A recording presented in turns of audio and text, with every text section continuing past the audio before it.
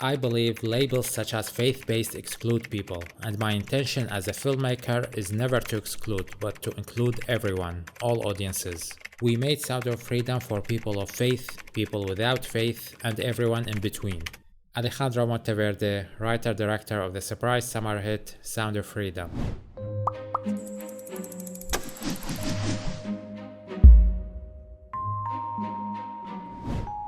Whenever I hear an original movie that is not part of a franchise or a recognizable brand has found success and is driving people to theaters, I get excited and try to support that work, because I want to send the right message to movie studios that we want original, well-made material more than recycled, rehashed, soulless products. And Sound of Freedom is an especially interesting case because it is fundamentally an independent movie with a heavy subject matter that is not easy to market. So that got me even more excited to watch it. But then I started learning that this is not only one of the most successful movies of the year, it is also one of the most controversial. And I was understandably confused, because why would a movie about child sex trafficking create controversy? What exactly is the debate about? Is saving children bad? Are there any vocal supporters of child sex trafficking? We are human.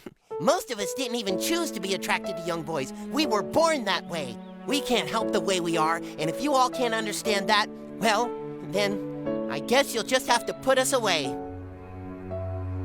Dude, you have sex with children! Of course, upon doing some research, I learned that it is not that simple. One side of the debate wants you to believe it is that simple, that anyone who dislikes this movie is either a child trafficker, a pedophile, or both. While the other side dismisses all the movie audience as conspiracy nut jobs, while they themselves are delving in baseless conspiracy theories about the association of the movie with some extremist groups. Some media outlets are treating the success of the movie as an act of God that guided people to witness the divine truth on the big screen against the demonic schemes of big studios that wanted to bury this truth. And some other media outlets on the other end of the spectrum are panicking over the success of the movie, which only makes conspiracy theorists feel more confident about their beliefs. Some of these articles are basically just drawn out insults against the audience, baseless speculations about the movie's motives, and irrelevant recounting of the lead actor's history and beliefs. They don't actually talk about the movie. I kid you not, I had an online conversation with someone who was 100% certain that no one liked the movie for non-political reasons. They were so confident about this that they weren't even willing to discuss it, only for me to find out later that they haven't even watched the movie yet. This lack of self-awareness never fails to amaze me. Both sides are just fueling each other's mania. And yes, I am aware that I'm also focusing on the controversy in this video so far. But unlike many others, I'm not here to take sides. I simply want to remind people of words like fiction and dramatization. And so I thought the best person to walk me through this mess is Alejandro Monteverde. You know, the guy who made the movie that no one seems to acknowledge. In an interview, when asked about the controversy surrounding the real Tim Ballard on whom this movie is based, the writer-director replied, "I tell people you're not going to see Tim Ballard, you're going to see an actor playing Tim Ballard. The minute that is happening, you're already dramatizing. It's not a documentary." For those who don't know, Tim Ballard is a former Homeland Security agent who quit his job to build Operation Underground Railroad, a non-profit organization dedicated to fighting human trafficking rings around the world. For many years, he was viewed as a hero who credited his organization with saving thousands of trafficking victims. Many reports and video footage support these accomplishments. However, Tim Ballard and his organization have been subjected to a series of investigations over the past 3 years which claim to have found a pattern of distorting the truth and exaggerating the organization's accomplishments. In addition to criticism against Tim Ballard's undercover missions that might have led to endangering victims and increasing the demand for child sex workers. All these claims were of course denied by the organization. So maybe Tim Ballard is a legendary hero. Maybe he's a scumbag. Maybe he was a hero who later became obsessed with self-promotion. I don't know. In all cases, this shouldn't lead to the polar opposite takes on the movie that really has very little to do with the quality of the material. From his comments and interviews, it's very clear that writer-director Alejandro Monteverde is desperately trying to distance himself from the controversy. He refused to attend the screening of Sound of Freedom hosted by former President Donald Trump, and he is repulsed by any label attached to his movie. Of course, he's happy with his newfound success, but I can tell that he's also devastated to see his work being hijacked by one side and unfairly discredited by the other. All right, the new hit film Sound of Freedom is taking the country by storm. It has quickly now become a box office hit while exposing the horrors of child sex trafficking. Now, this is a topic we have been covering for years. These films are created out of moral panics. They're created out of bogus statistics. They're created out of fear. Our border is broken. Children are being sexually abused. Nobody seems to care in Joe Biden's White House because open borders is facilitating all of this. And with something like Sound of Freedom, it specifically is looking at QAnon concepts of these child trafficking rings that are run by the high-level elites.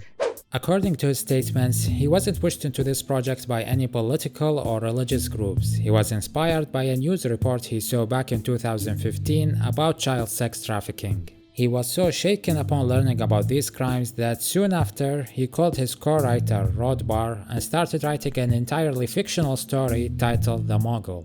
A while later, producer Eduardo Verastegui introduced him to Tim Ballard, who wasn't a controversial figure back then, and he wasn't as popular as he is today. Monteverde was astonished by Ballard's story, and the two agreed to make a movie based on one of Ballard's operations in which he went undercover to infiltrate a child sex trafficking ring in Cartagena, Colombia.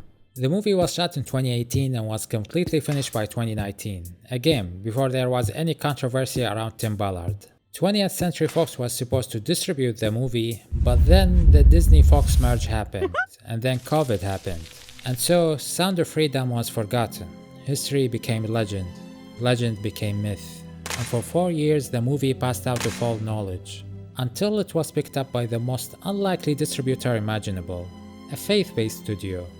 Now, using the studio's name to claim that the movie is catering to right-wing audience is misleading to say the least. I have nothing against faith-based material, but the movie was already finished when it was picked up by Angel Studios. Yes, some of their marketing strategies were targeting a specific audience, but the movie itself did not delve into politics, it did not specify what religion are the characters, and it made no mention of Hollywood elites, QAnon, adrenochrome, or any of the conspiracy-related stuff it's being accused of endorsing. Furthermore, calling out the movie for misrepresenting child sex trafficking is unfair criticism in my opinion. Firstly, we don't know every case related to these crimes, and I don't think it's impossible for one of the cases to kind of resemble the one we see in the movie. And secondly, the director didn't claim to make a fully realistic depiction of these crimes. In fact, he admitted his tendency to stretch the events to make them more exciting. And there is nothing unprecedented about that. Do any of these people have any idea about the liberties taken with other movies that are supposedly based on a true story? Do they think Hugh Glass's adventure was as epic as it was presented in The Revenant? Do they think John Nash's relationship with his wife was as pure and romantic as it was depicted in A Beautiful Mind? Do they think Braveheart is a historically accurate film? For the record, I love all the movies I've just mentioned, but I brought up their inaccuracies to contextualize my argument. Just because a movie says it's based on a true story doesn't mean that it's presenting its events as facts. Fargo claimed to be a true story as a joke. Films can bring awareness to real-life events, but people should never take their facts from a fictional movie. That's why it's called fiction. If Sound of Freedom was a documentary, then the conversation would have been completely different. Anyway, where do I stand when it comes to the movie's quality? Did I love it so much that I took it upon myself to defend its director? Well, no. Okay, at least now you know that I'm not biased. I thought it was decent. It's not a bad movie, but it's not great either. It did keep me engaged throughout the runtime, but it's just that for such a heavy premise, the movie was surprisingly forgettable. It was lacking in depth, there was no proper build-up for a lot of the events, and conflicts got resolved way too quickly and easily. Of course, I was disturbed by some parts, but that's not necessarily owing to the presentation or execution. I think it's mainly the subject matter. I mean, you can just write the words child sex trafficking on a whiteboard and I would feel disturbed. That's not to say the movie has no substance. It did a good job with character introduction. I was never confused as to who is who and who does what. Everyone's motives were very clear, and the difficult subject matter was handled appropriately. One of my concerns was the possibility of any child exploitation during the filmmaking, but from what I have researched, I found no reports of child exploitation on or off screen. In fact, one report stated that child actors were not told what the movie was about to avoid traumatizing them. Speaking of child actors, Cristal Aparicio was great, one of the better child performances I've seen lately. Caviezel was good. Mind you, I am speaking about Caviezel the actor. I know in real life he's a bit unhinged, We don't like the letter Q, we don't like the letter K, but they don't go after the letter K.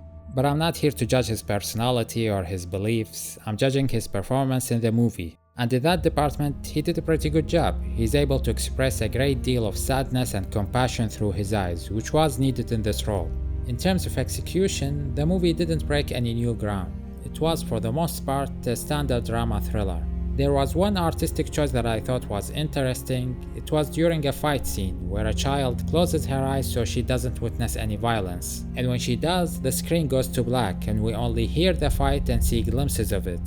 That was a unique, well thought out way of showing us the victim's perspective. On the other hand, some details just left me baffled. Like in this scene where Tim was posing as a pedophile to set up this real pedophile. Upon realizing that he's been tricked, the pedophile tells Tim, "I trusted you," to which Tim responds, "Never trust a pedophile." So is Tim referring to himself as a pedophile? I know he's pretending to be one, but he said the line after the setup was revealed, so within the context of the scene, this line makes no sense unless Tim is an actual pedophile. What the hell, Alejandro? Also, the bad guys looked way too ridiculous and cliched for a movie that is trying to be somewhat grounded. They were all so cartoonish. The actors were good enough, but the movie really should have been a bit more subtle with their appearances. Child molesters can look like regular people. That's what makes them scary, because they are not always so easy to spot.